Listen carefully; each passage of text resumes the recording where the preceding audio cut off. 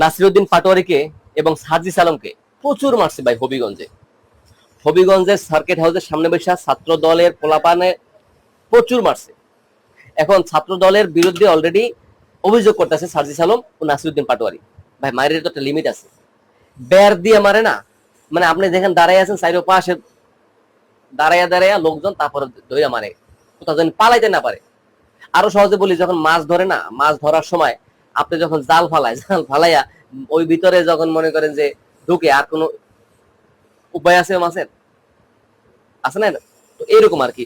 তো এখন এখানে হবিগঞ্জে গেছিল সার্কিট হাউসের ওদিকে একটা প্রোগ্রামের জন্য, অর্থাৎ জুলাই প্রোগ্রাম উপলক্ষে সাজিস আলম ও নাসিরউদ্দিন পাটোয়ারির নেতৃত্বে গাড়ি বহর গেছিল, এবং এই গাড়ি বহরে ওখানে যায় বিএনপির বিরুদ্ধে, এমনকি তারেক রহমানের বিরুদ্ধে বিভিন্ন রকম মন্তব্য করে। তো এই মন্তব্যের জের ধরে ছাত্র দলের পোলাপানে মারছে, এই কথাটা এখন সাজিস আলম ও নাসিরউদ্দিন পাটোয়ারি এই অভিযোগটা দায়ের করছে। এবং কমেন্টে দেখলাম কি নিউজে যে মারছে ভালো হয়েছে, কেমন লাগলো? এখানে ছাত্র আওয়ামী লীগেরও সমর্থকরা আছে, এরপরে অন্যান্য দলের আছে। আসলে একটা কথা কি, আজকের আপনি এই যে কমেন্টে যারা বলতেছে যে মারছে ভালো হয়েছে, কেমন লাগছে? মজা লাগছে না? বেশ কিছু হয়েছে, বাইরে গেছে ভাই। আজকের অন্যের মার দেখে যে আপনি খুশি হইতেছেন না? আমি বলে গেলাম সাইফুল ভাই, কালকে যখন আপনাকে মারবে, আপনাকে এইভাবে কমেন্ট করবে মানুষ, যে কেমন লাগছে, ভালো লাগছে। সুতরাং এইভাবে বলা উচিত না, কারো মার দেখা কখনো কেউ খুশি হওয়া উচিত না। আরেকটা কথা কি, সাজিস আলম আর এই যে নাসিরউদ্দিন পাটোয়ারি, হ্যাঁ, এরা কথার বচনভঙ্গিটা একটু একটু এক্সেস ওভার হয়ে যায়। এরা নিজে মাইর খাওয়ার জন্য হোক, মানুষের সিম্পেথি পাওয়ার জন্য হোক, কিন্তু আর একটু সম্মান দেওয়া উচিত, একটু সম্মান দেওয়া উচিত। কিন্তু এই জন্য মারা, এরকম বের দিয়ে আটকায় মারা, যারা বলে আটকায় মারা, এটা আসলে আমাদের মধ্যে কাম্য ছিল না। এটা কথা কি, মিলেমিশে যদি নিজেরা রাষ্ট্র গঠন করতে পারি, তাহলে কি অন্য কুত্তায় মুখ দিতে পারে না। কিন্তু আমরা যদি মিলেমিশে রাষ্ট্র গঠন করতে না পারি, এর মধ্যে কুত্তায় মুখ দেবে, আবার একটা অভ্যুত্থান হবে। আবার আমাদের ভাইদের হারাবো, বাবাদের হারাবো, বোনদের হারাবো, ছেলেদের হারাবো, বাচ্চাদের হারাবো। মানে এইভাবে একটা ঘটনা ঘটবে। এটা কি কাম্য? এটা কি আমরা কখনো চাই না। তো দর্শক, ভিডিওটা সর্বোচ্চ শেয়ার করবেন এবং আপনার মূল্যবান মতামত অবশ্যই কমেন্ট বক্সে জানাবেন। আর আমার একটা ইউটিউব চ্যানেল আছে, সাইফুল মোটিভেশন টিভি, লোগোতে চেহারা দেওয়া আছে, দয়া করে সাবস্ক্রাইব করে আমার পাশে থাকবেন। নিরন্তর ভালোবাসা রইলো। জনগণের কথা বলি, জনগণের সাথেই আছি। আপনি জানেন তো, আমি Indian government and Indian intelligence এজেন্সির কাজের ধরনের উপরে আমি রিসার্চ করতেছি বর্তমানে। এগুলো আমার এমনিতেই ধারণা ছিল আগেই। তারপর আমি তাদের বিভিন্ন দেশে বা পার্টিকুলারলি বাংলাদেশে 1971 পর থেকে আমি এই যে তাদের ধারাবাহিক কার্যক্রম কিভাবে তারা এগুলো এক্সিকিউট করে, তার উপরে আমার একটা রিসার্চ আছে এই মুহূর্তে। যদি কোনো জায়গাতে ঢাকা বিশ্ববিদ্যালয় বা কোথাও পিএইচডির সুযোগ আমাকে দিত তারা, তাহলে এই সময় আমার পিএইচডিটা হয়ে যেত, যেহেতু আমার অনার্স মাস্টার্স আছে, রাইট? আমি আপনাদেরকে বলি, ধরেন এই যে আজকে আমি বলি নাই আপনাদেরকে যে এই যে আমি হঠাৎ কোনো কারণ ছাড়া, চরমোনাই, জমিয়ত, সুন্নি, আরো যত ইসলামিক দল আছে, তারা যেন হুমড়ি খেয়ে পড়েছে। মনে হচ্ছে যে বাংলাদেশের ইসলাম বা ধর্ম চলে যাচ্ছে জামাতের বিরুদ্ধে। খেয়াল করবেন আপনি, জামাত নিয়ে আমি এখন বক্তব্য দিচ্ছি, আপনারা নিশ্চয়ই জানেন আমি বলেছি জামাতের নাম চেঞ্জ করতে হবে, রিস্ট্রাকচার করতে হবে, এটা আলাদা। বাট মূলত আমি ধরলাম যে হঠাৎ এগুলা কেন, কারণটা কি? এগুলা আমি বলেছিলাম আপনাদেরকে যে এগুলো হচ্ছে যে আওয়ামী লীগের যে ফিরে আসা বা ভারতীয় গোয়েন্দা সংস্থার যে কার্যক্রম, যেটা তাদের ধারাবাহিক প্রজেক্টের অংশ, আওয়ামী লীগকে ফিরে আনা, বাংলাদেশকে অস্থিতিশীল করা এবং কাজের ধরন। প্রথমেই জামাতকে অ্যাটাক করতে হবে কাকে দিয়ে? বিএনপিকে দিয়ে তো তার করাচ্ছে, ঠিক আছে। ইসলামিক দলগুলাকে জামাতের বিরুদ্ধে ঐক্যবদ্ধ করতে হবে। দেখেন ঠিক এক্স্যাক্টলি এই কাজগুলা করে যাচ্ছে। এবং আপনি খেয়াল করবেন এই যে ইসলামিক দলগুলার তাদের যে সভা সমাবেশ, এই যে 2 দিন আগে সুন্নি মহাসমাবেশ, হঠাৎ কারণটা কি? Tell me why they're doing right now. Jamaat is the opposition right now. I mean an opposition party in the parliament. এবং সবকিছু ঠিকমতো চলছে, সরকার কাজ করে যাচ্ছে, চেষ্টা করে যাচ্ছে, অনেক ডিসক্রিপেন্সি হচ্ছে, এগুলো আমরা পরে আলোচনা করব। মূলত সরকার তো চেষ্টা করে যাচ্ছে, প্রধানমন্ত্রী তার করে যাচ্ছেন যে এইটা করা দরকার, এইটা করা দরকার। আন্তরিকতা ঘাটতি আছে বলে আমার কাছে মনে হয় না, যদিও কিছু মানুষ আছে যেগুলা তাদের হিসাবে তারা চলাফেরা করে। শুনেন আমি আপনাদেরকে বলি।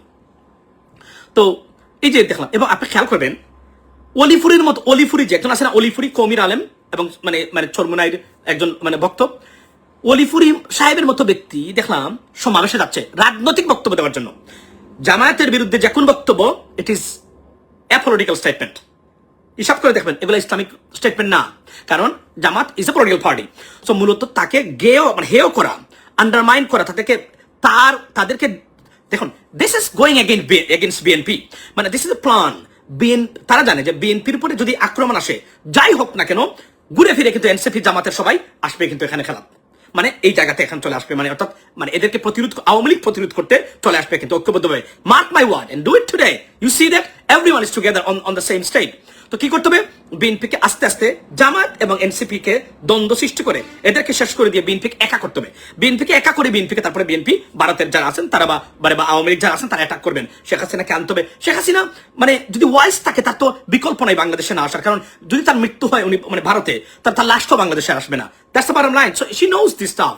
এবং এই যে ফিরে আনার প্রক্রিয়ার অংশ হিসাবে প্রথমেই জামাতকে অ্যাটাক করা, কারণ জামাত হচ্ছে সবচেয়ে অর্গানাইজড ফোর্স, যে কোন ধরনের প্রতিরোধে তারা সক্ষম এবং নেতৃত্ব দিবে বাংলাদেশে, এই বিষয়ে কোন সন্দেহ নাই, আওয়ামী লীগ ফিরে আসার বা ভারতীয় এজেন্ডা।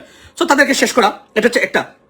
এই যে কার্যক্রম শুরু হয়েছে, এই যে আজকে বলছেন যে বিএনপি করেছে, বিএনপির নেতাকর্মী জড়িত থাকতে পারে, কিন্তু আমি কনফার্ম করে বলছি আপনাদেরকে, এগুলো হচ্ছে ওই যেগুলো আমি বলেছিলাম যে ইসলামিক দলগুলো দেখুন, এবং শুনে আশ্চর্য হবেন, মানে এগুলা মানে একজন মুসলিম হিসাবে we represent Islam and Muslims around the world. Our আলেম সমাজ they do not, we do every single day, because আমরা মেইন স্ট্রিমে কাজ করি, মেইন স্ট্রিমে যেখানে যাই সবাই জানে আমি একজন মুসলিম। We represent our religion, not this idiots. তারা রিপ্রেজেন্ট করে না, তারা বাংলাদেশে বসে গেউ গেউ করে, যা কুত্তায় শোনে না তাদের বক্তব্যগুলো। শুনেন আমি আপনাকে বলি, এই যে আপনি দেখেন এরা যে শুনেন, একটা তথ্য শুনে আমি আশ্চর্য হলাম।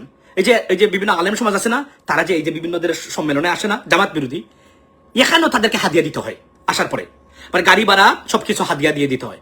ইমাজিন, এটা ইসলামের নামে আসছে কিন্তু তারা মানে ধর্ম চলে যাচ্ছে, বিকজ জামাত মওদুদিবাদী প্রতিষ্ঠা করতে যাচ্ছে, মানে এটা তাদের বক্তব্য। এখানেও কিন্তু এসে গাড়ি ভাড়া টাকা নিয়ে যায়। এটা আওয়ামী লীগের জঘন্য। এরা আওয়ামী লীগের নেতা কর্মী, অন্তত বড় বড় নেতা যারা সমাবেশে আসলে টাকা নেয় না, টাকা দিয়ে যায় কর্মীদেরকে। খেয়াল করবেন, এরা টাকা নিয়ে যায় এসে। দিস ইজ ক্রেজি, মানে this driving me crazy ladies and gentleman. কেন আমি বলি, এই যে স্পেন, আপনি জানেন তো স্পেন আমরা 800 বছর শাসন করেছি, এবং ইভেন তো স্পেনের মানুষ কিভাবে পরিষ্কার পরিচ্ছন্ন থাকতে হয় সেটাও আমরা শিখিয়েছি মুসলিমরা। কর্ডোবার ইতিহাস আপনি যান গিয়ে পড়েন, আপনি দেখবেন আমরা তাদেরকে শিখিয়েছি। মুসলিমরা যখন ব্রিটিশদের দেখে তারা জ্বলতো, কিছুই জানতো না স্প্যানিশরা, সেখানে মুসলিমরা সেই সময় গিয়ে মানে সিভিলাইজেশন প্রতিষ্ঠা করেছে। বিশ্বাস করেন, সেই জায়গাতে আমাদের অস্তিত্ব নাই আজকে। 650 ইয়ার্স আমরা শাসন করেছি ভারত, অস্তিত্ব নাই ভারতে। বাংলাদেশের গরু জবাই করতে পারে না মুসলিমরা, নির্যাতিত নিপীড়িত সারা পৃথিবীতে। কেন জানেন?